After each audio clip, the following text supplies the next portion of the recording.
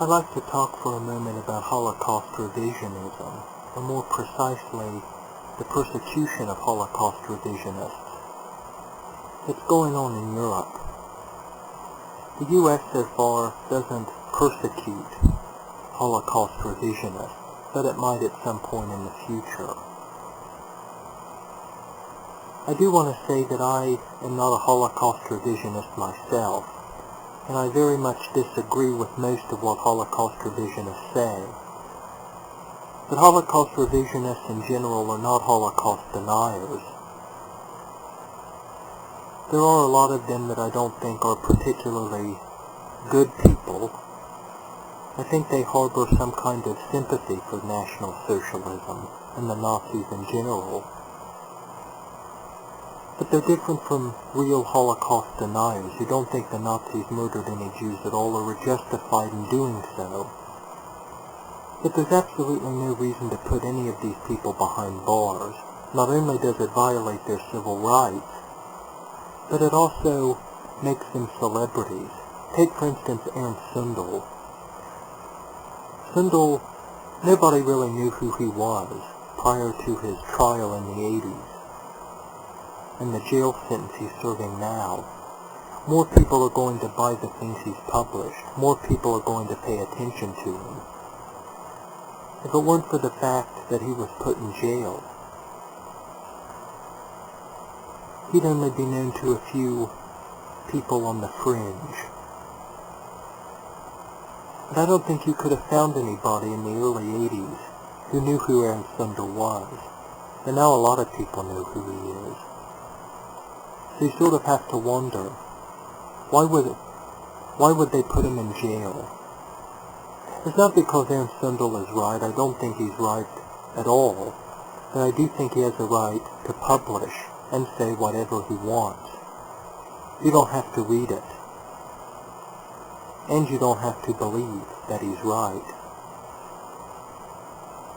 And if you put somebody in jail for studying something, or publishing dissenting views about something, that's no different than what the Nazis did themselves.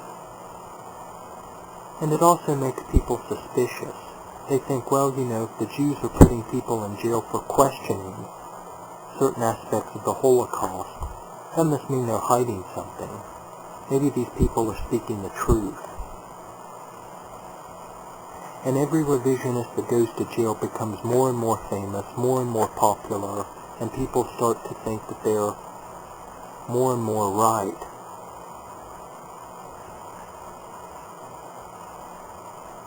Really, I defend the right of these people to say what they want, like Noam Chomsky, who defended Robert Faurisson, a French Holocaust revisionist,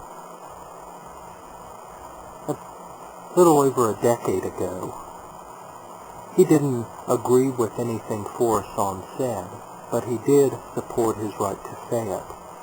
I think Faurisson wants to rehabilitate Nazism as sort of an intellectual movement.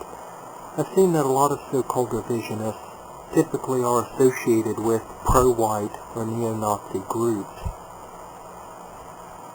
And then if you go to the outright deniers, the people who say, well, the Nazis never killed any Jews, or only a few 100,000 of them, and they had reasons for doing this because the Jews had declared war on Germany or did things in Germany that made them targets.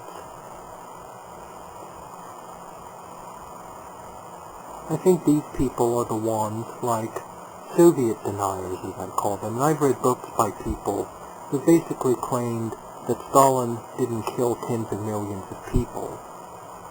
People who said that the famine in the Ukraine, called the Holodomor, that occurred in the early 1930s, was over-exaggerated by pro-fascists, like William Randolph Hearst in the U.S. People like George Bernard Shaw, who went on tours of the Soviet Union and extolled the virtues of the socialist communist system there. These people had an agenda, and nobody who would try to diminish or downplay or even deny the horrific atrocities of the Soviet Union would be called anything other than a communist. because only communists would seek to do this. And likewise, I think only Nazis, or Nazi sympathizers, would try to downplay or even deny what happened to Jews during World War II at the hands of the Nazis. And I think you can be free to criticize them or even ridicule them, but you don't have a right to put them in jail because they're not really that dangerous. Because not a lot of people listen to them until you draw attention to them by putting them in jail or banning their works. This gives them celebrity, and that's not exactly what you want, is it? Because when you make these people more famous, it works exactly the opposite of what you intend. And it doesn't make any sense to me. Just like it doesn't make sense to me why,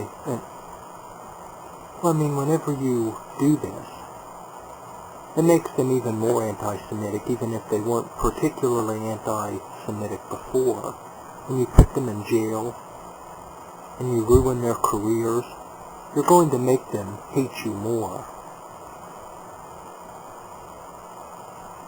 And you're inevitably going to bring more people to them who are interested in their views. So I think all revisionists currently in prison should be freed without a hitch, because there's no reason for them to be in jail. If you don't like what they're printing, tough.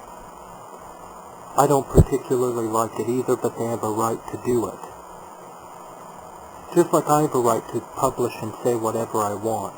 I can deny any atrocity I want to. I can say that the Turks didn't kill 1 million Armenians. That's the official stance of the Turkish government. But that's not something I should go to jail for. I would invite criticism and ridicule of that particular view if indeed I held it. And I think that's what Holocaust revisionists and deniers should allow. They should expect criticism and ridicule. But they shouldn't expect, nor should they be given, jail terms for simply expressing their right of free speech, freedom of the press. These are rights that everybody should have, and that people in the West have had for centuries. And it's a shame if we'd have to give them up.